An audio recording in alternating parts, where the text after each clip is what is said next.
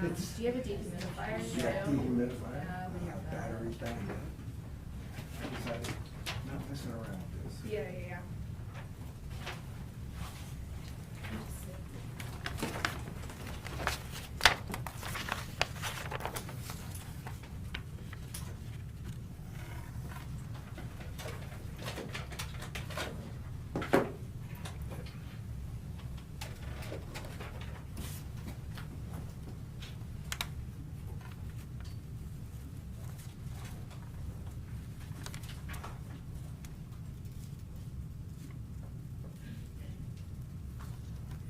Well, good morning, everyone. Even though the legislature has adjourned and gone home, that doesn't mean our work in the executive branch has let up, nor has it for Leg Council. Legislative lawyers will now go through the bills, as will the Senate Secretary and House Clerk, and then get signatures from legislative leadership before we start receiving bills, which will now come in large waves. We will then review them and decide how to act. I want to thank my General Counsel, Jay Johnson, who goes through every single bill, line by line, word for word. She's one of the few in the entire process who actually does that. To put this all into perspective, a little over 100 bills were passed since January, 60 of them between Wednesday and Friday of just last week. About 40 were passed on the last day alone. In fact, some of the bills they passed aren't even posted yet, and that includes major bills with substantial amendments. So when we say we need to wait until we receive bills before making a final decision, this is why. Because the details and words matter, regardless of legislative intent or how it was described by the reporters of the bill. The end of the session is always hectic, but I don't remember another year when this many bills, with at least one of them with a 124-page amendment, jammed through in the final days. And I question whether those voting had enough time to read through them, much less consider all the ramifications. But as always, once we receive the final bills from the legislature, we will take the 5 days we're allowed to carefully consider what to do with them. As you know, which is often the case, there are parts of the bills we're fine with and parts we aren't. And so a lot of time is spent weighing the good versus the bad. So we'll do our part in considering the major flurry of bills at the very end. You can expect more letters than usual to point out our concerns and where lawmakers should make improvements when they return in June. And this may be the case whether the bills are signed, go into law without signature, or are vetoed. We only have about 3 bills in our possession right now and expect the remaining several dozen to roll in over the next few weeks. So with that, I'll open up to questions. He says you have 3 right now. Which 3 are those? It's a great question that I don't have the answer to.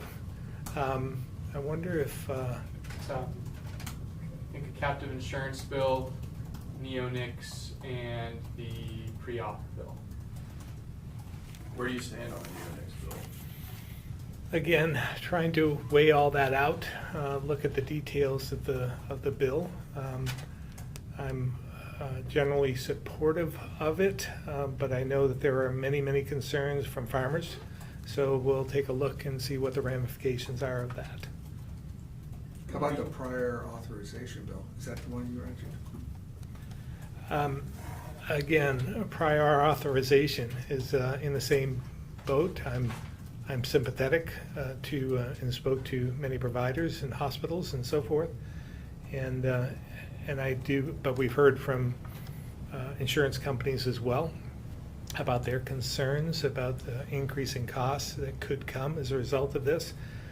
The word "could" is important because I would like to find a way, and I wish they'd included this in the bill, but we may have to, if we decide to move forward, we might have to include language somewhere to direct, like Department of Financial Regulation, or ask the Greenmount Care Board to monitor this and actually track it. But again, those are the kind of the fine details of the bill, and I wish they'd put that in the bill originally so we could track to see what the long-term effects are of this, short and long-term, whether it costs more money or whether we save money by doing this. And I think there's a way to do it. Can you do that without vetoing the bill? I think so. Could, if I could. I mean, I can certainly direct our Department of Financial Regulation to do something. I can ask the Green Mountain Care Board to do something. And maybe the legislature could take it upon themselves in the next session to do something as well. But I think it's important. I mean, obviously, costs are important to me, rising inflation, the number of taxes that have been proposed and passed.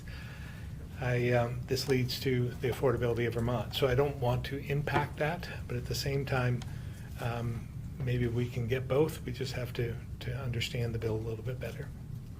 Governor, you've expressed concern about a number of pieces of legislation, renewable energy standard, taxes and things that you just mentioned.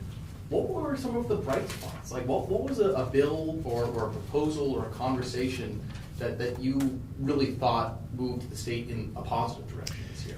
You know, when we started the session, I talked a lot about housing being a priority, public safety being a priority, affordability being a priority.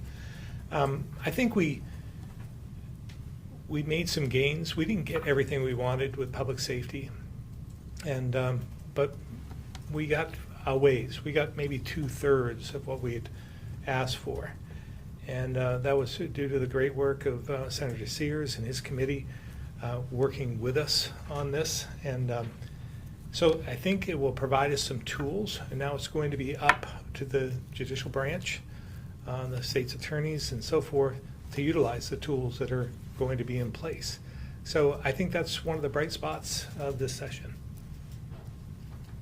You mentioned housing. Excuse me. Last time we asked, you said it was a 50-50 chance everybody walks away. What do you think? Yeah, I think the Act 250 bill was the one with the big amendment to it, but what are you making of what you're seeing so far? Yeah, it's still, 50-50. Housing obviously is important to us. I think I told you early in the session that my fear was that they would lump the two together and force us to try and force us to do something because housing was so important to us and all of them as well. But we didn't, just remember, we didn't get everything we wanted with housing. It was a compromise from the start. We would have liked to seen more in the bill, but at the same time, this was a tripartisan. I think there was independents, progressives, Democrats, and Republicans all on the bill, signing on to the bill in both bodies. When it all came to be, the only out of the substance of that bill came through S311 that never made it to the Senate floor. The body of that bill never even got a hearing in the House of Representatives, and there was at least 1/3 of the members who signed on to the bill, which is fairly unusual. So again, we didn't get everything we wanted from the beginning on that, but it was a compromise from the start, and we just have to weigh that out because I see the negative effects of the conservation bill, the Act 250 conservation bill, mixed in with the housing bill. The long-term effects on rural Vermont are my biggest concern. The fact that 1/3 of House members signed on to 311, but it never even got a hearing in the House, like you said, do you think that speaks to a concentration of power among committee chairs? I think there is there's a different style in every legislative session. And I think the chairs do have a lot of power in the House in particular. Not that they don't in the Senate, but yeah, I mean, I've complained about Act 250 reform for a number of years, and it always seems to be hit a roadblock, so to speak, in two committees, and one in the House, one in the Senate, and by a relatively small number of people, even though I think the vast majority of people think they should have been reformed long before now. So yeah, there's quite a bit of power there. I know you don't have 687 yet, but can you say one way or the other whether you plan to veto it at this point? The yield bill, is that the yield bill? 687, which one's that? No, that's the Act 250, right? Yeah. Oh, the that's Act 250. Yeah, it's again, it's 50/50. We'll go through it, and it's, I sway one way or the other, because I know housing is so important to us, and we need to make some gains right now to help the economy, help our workforce, help our communities, but at what expense? And if we're going to hurt the very communities that we're going to help in the short term, and then in the long term hurt them, especially the rural parts of the state, is that worth it? And that's what we have to weigh out. Do you think it's a problem, the fact that, and it's not just in Vermont, but like this greater trend of combining bills into like mega bills that have like basically ride on each other, if that makes sense? Yeah. Well, this isn't, I don't think it's a trend. I think it's been a trend for quite some time, whether it's in Washington or it's in Montpelier. It's not the first I've seen this happen. It's unfortunate with this one in particular, because I think they should have been separate, because we had so much momentum around housing. I think this could have been one of those bright spots that we talked about along with public safety. We could have put this package together. Again, us standing together with progressives and Democrats and Republicans alike, all behind a single bill, is almost unheard of. And that would have been a great story to write. Last week you talked about coming up maybe with a new, in terms of property taxes, a new deferral plan. Has anything come of that? Are you going to make a presentation? Are you going to have a concrete proposal? Well, again, we have to determine what we're going to do with the bill, and I've already said that we'll probably veto it. I don't know what the House and the Senate will decide to do. I mean, they can dig in and they can whip some votes, and as they've shown us in the past, they don't need us. They can override vetoes pretty handily. So that could be their approach. But if they're willing to look for a way to compromise, to come together, we're all ears. And we've got some ideas of our own. I'm not ready to talk about them at this point. When will you be? Between now and June, what is it, 17th. So are you going to try to just read what their approach is, and if it seems like they want to override you, then Yeah. not really negotiate with them? I don't think I'm going to read that. I think I'm going to ask them. And, I'll get together with a pro tem and the speaker. And when I was at the podium early Saturday morning, we had we were talking a little bit at the podium, and she said we should get together and talk about what's next. And I said, we should, yes. So, we'll have the blunt conversation at some point soon, and then we'll go from there. At the same time, on Saturday evening, I believe you announced that you're running for re-election. How come? What's your thought process there? Well, I didn't know what I was going to do in some respects, but I thought it'd be irresponsible for me to walk away at this point in time. We've made some gains over the first 3 terms, 6 years. We prevented a lot of taxes and fees from making Vermont more unaffordable than it is, and we made some gains there. But over the last 2 years, things have changed, and they changed dramatically. I vetoed the budget and some other bills last year. They overrode them, imposed more taxes, more fees, 20% increase in DMV fees alone, all kinds of things. And I just think it's taking Vermont in the wrong direction. So had they not done that, if we'd gone through another session where we'd made some gains, my decision might have been different. But I have a sense of responsibility. To be honest, I could have gone either way, but in the end, I thought, somebody needs to be there to be the voice of Vermonters. And right now, I think we're so out of balance in the legislature that we're not hearing from everyone. this weekend as well, I understand for the first time maybe in years, I think at least by my calculation, you'll be speaking at the GOP's spring banquet, spring luncheon. It seems like this is one of the first times in a while you've engaged with your own party. Well, can you explain your thinking behind that? Well, mainly because Governor Burgum is coming. He and I came in to became governors at the same time. I developed a bit of a friendship with him. His wife, Catherine, came to Vermont to learn more about our substance use disorder program and was very interested in what we had done and was hoping that she could glean some from that to take back to North Dakota. I find him to be humble.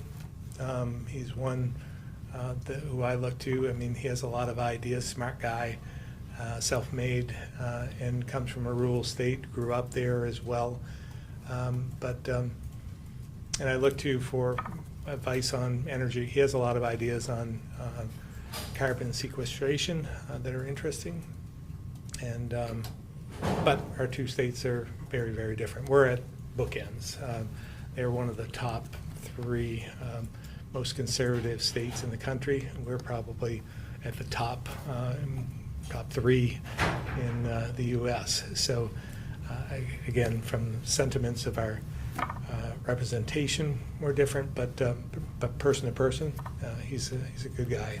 And when he decided to run for governor, I was encouraged, or run for president. I was encouraged. He along with Asa Hutchinson, former governor, Nikki Haley, former governor, Chris Christie, former governor, and Doug Burgum. I thought any one of them being former governors would make a good president. So I was supportive in that respect. As the last follow-up, as you probably have seen, Governor Burgum was down in New York earlier this week, in part defending former President Trump, who's on trial this week. Are you worried, or is it a concern of yours that this might alienate some voters or supporters of yours, or that people might draw like a connection? I know you've in part. Well, I think I've been very clear. I'm not a Donald Trump supporter. I'm not supportive of his candidacy. Regardless of who becomes vice president as a candidate, I still won't be supportive. So even if my good friend Doug Burgum becomes a VP candidate, I won't be supportive of the ticket.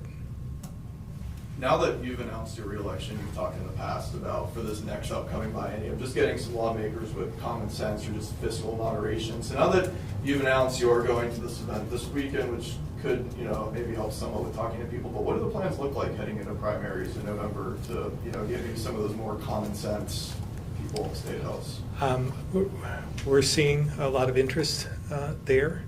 A lot of folks have reached out to us and not ready to sign on the bottom line, so to speak, but have shown interest in becoming involved because they too are concerned about the direction of Vermont.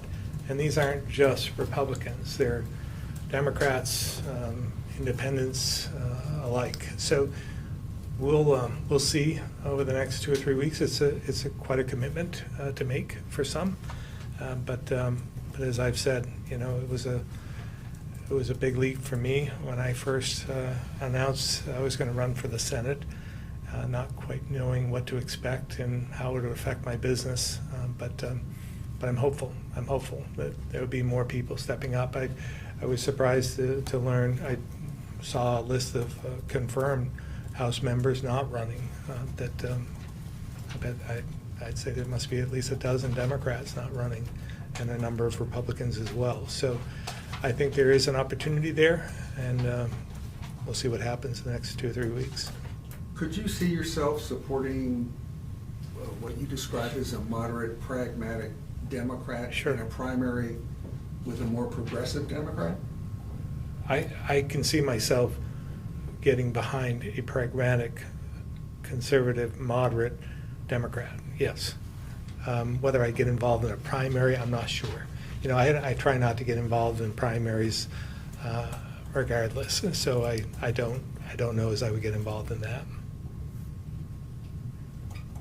As you're talking to candidates, trying to recruit them, what would you say are the factors that make people unsure about running? But it's just the time commitment, whether they could do it, whether they have the attributes.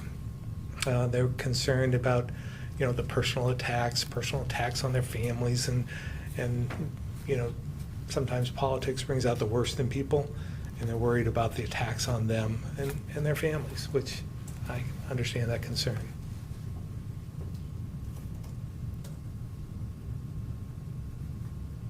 Got a few folks on the phone. Start with Tim McQuiston, Vermont Business Magazine. Hi, Governor. I know politics is your favorite discussion point on these pressers.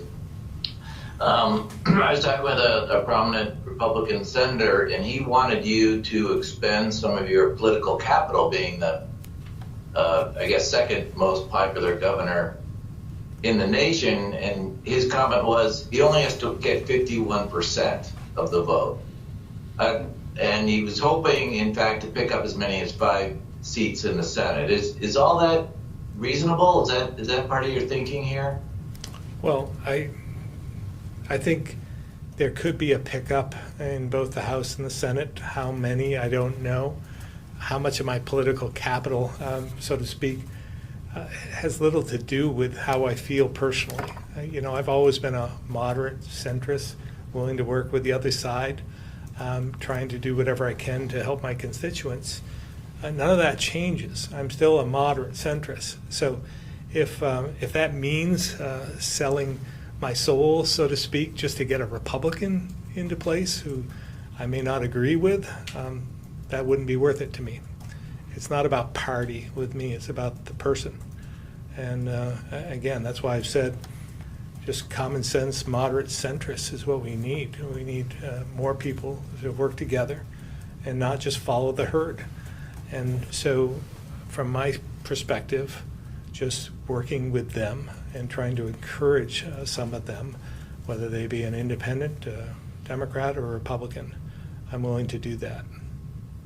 So if that means using my, I mean, there'd be some who would say that that would be me supporting a Democrat, an independent, like a Bobby Starr type of Democrat or a Dick Mazza type of Democrat.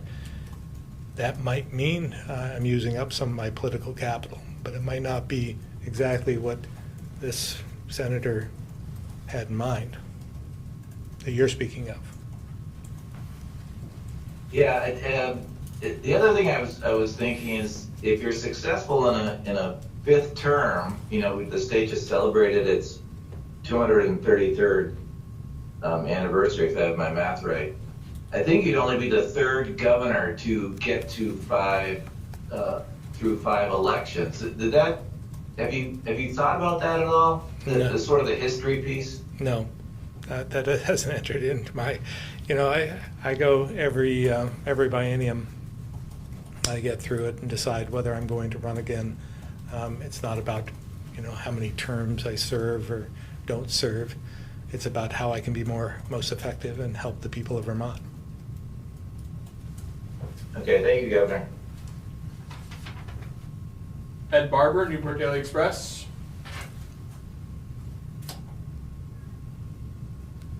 All right, back to the room. Governor, also this week, Blue Cross Blue Shield MVP submitted double-digit rate hikes to the Green Mountain Care Board. I know this is in regulators' hands now, but what are your thoughts just on the direction of some of, where healthcare policy is heading, and what's your sense of how productive or how much we got out of this session in terms of moving the needle on healthcare affordability? Yeah, it's a concern, obviously.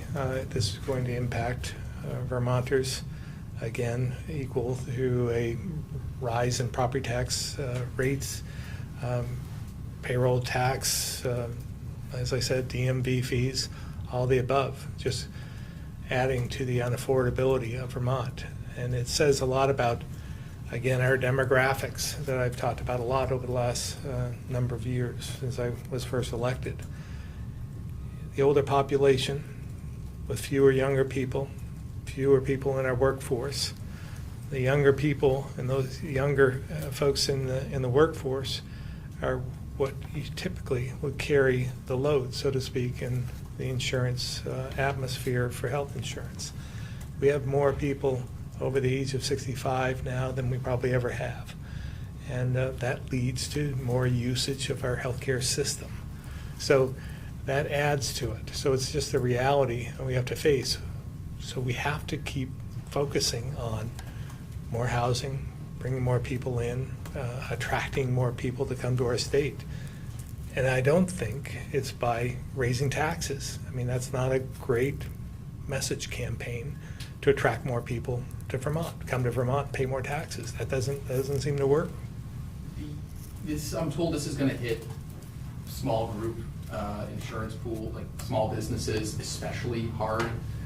Is there anything that the state can do to blunt? I mean, I know it's not like the property tax issue, but is there anything that the state can do to blunt or to provide relief for health insurance? Well, again, we'll let the Green Mountain Care Board take a look at this. We'll have our Department of Financial Regulation take a look and see if there's anything we're doing that is adding to this cost where we could help reduce it. So we'll be looking at that side. What are your thoughts on the Climate Superfund Act? We'll be weighing that one out as well. My initial thoughts haven't changed. I think we're struggling as a state financially. Last thing we need is to take on someone who has, to be blunt, much more financial resources than Vermont does, and take them on. My concern is the costs associated with this.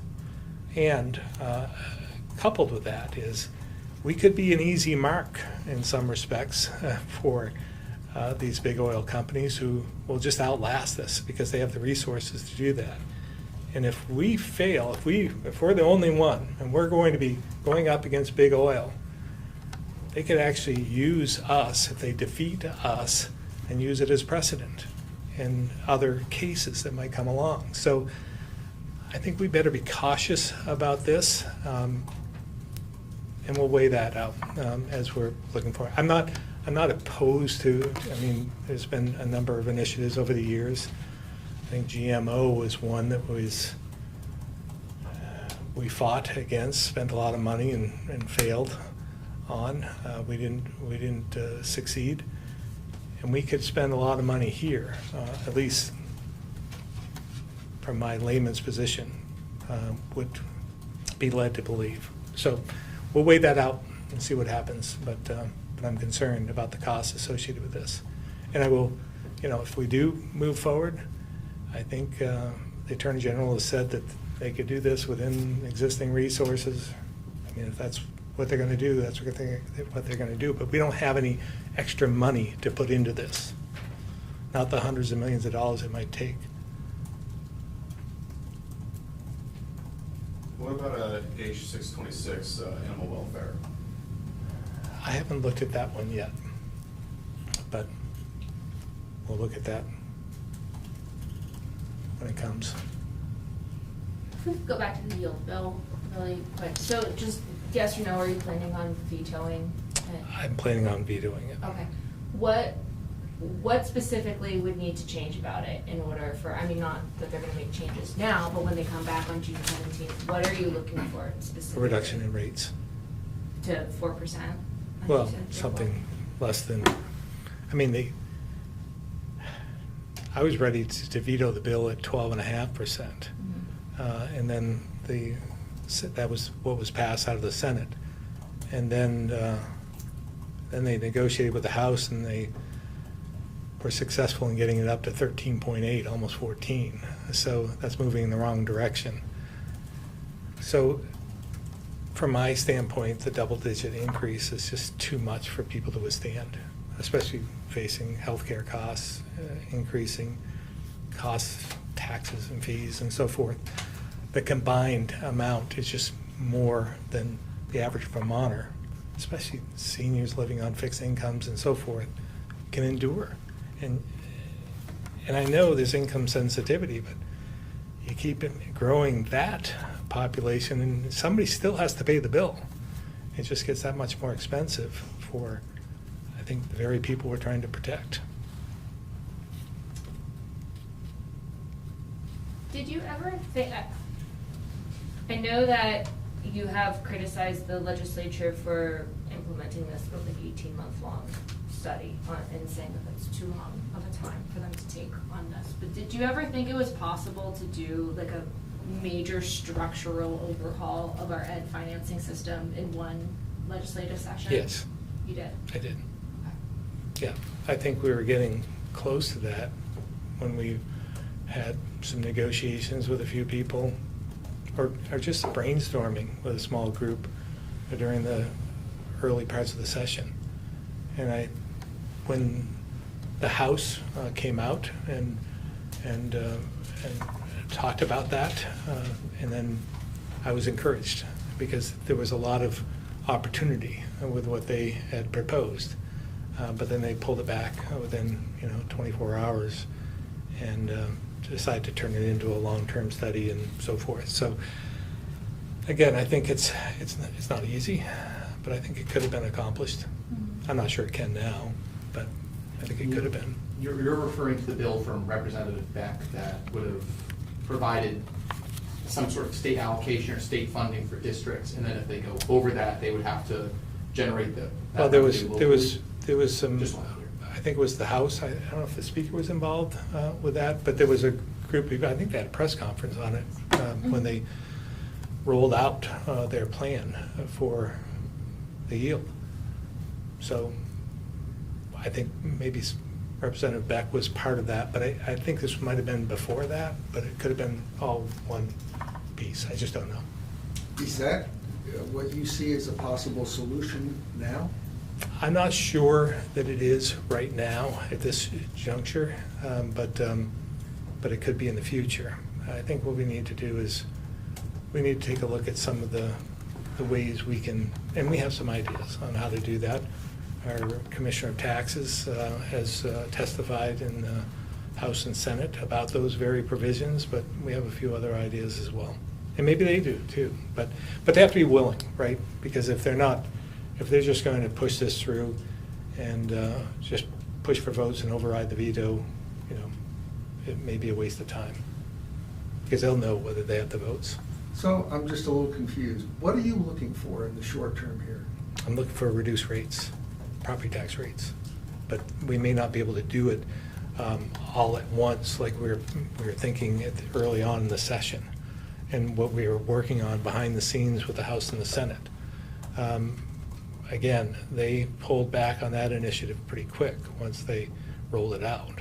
So that would have been the opportunity to move forward. If you think that a big structural change was possible this year, why do you think the legislature didn't do it? I know you can't read their mind, but. No, I mean, I think they received tremendous pushback from their supporters, their support groups, and so they decided to not move forward. That's what I'm surmising. Barry just voted down its school budget again yesterday. Have you followed that? I didn't see that, no, but I knew that they were voting. Yeah. Yeah. Any thoughts on that?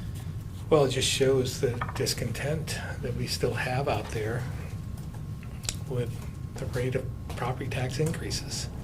This is going to affect a lot of people, and we knew it was coming. We proved that. We showed what was going to happen in the December 1st letter.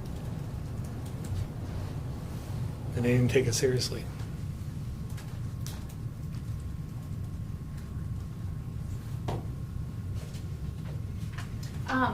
There's also the data privacy bill, H121, which got a very big amendment on the last day, right before it got shoved through. But overall, what do you thinking on that? Again, it's one of those we're going to have to weigh out. I'm still concerned about small businesses in Vermont that are saying this will have an adverse effect on our business. Now, whether the amendment fixed that or not, I don't know. We haven't spoken to them, but I'm worried about that. Yeah. They did really increase the, I forget the number off the top of my head and it changed, but they did increase the number of customers served that would apply for the law. Yeah, So- just don't want to make this too complicated so that small businesses have enough to take care of without adding to their burden. They're going to have a hard enough time figuring out how to pay their property taxes because they aren't income sensitized. And when you think about that, the non-residential rate is much higher than the 13.8. And that is going to impact those who rent as well. So they don't get income sensitized at that point. I know we just finished this legislative session, but what do you think, if you win re-election in the fall, what do you think are gonna be your high points next year? I'm probably known for my consistency. I'm not sure that they were going to be much different. Affordability is still a problem here in this state. We still need more people. We still need more housing. We need all the things we've been talking about over the last number of years. That hasn't changed. So we need to stick to the fundamentals. We need to follow through. We don't need a new initiative, shiny new object falling from the sky to focus on, take our eyes off from the true structural problems that we face.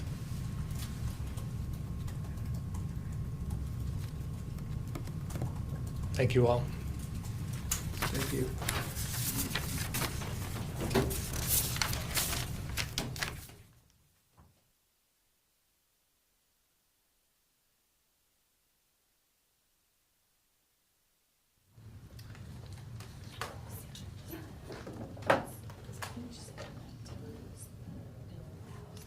Aren't those numbers wild to be If that was 100 bills this year, 60 of them passed in the last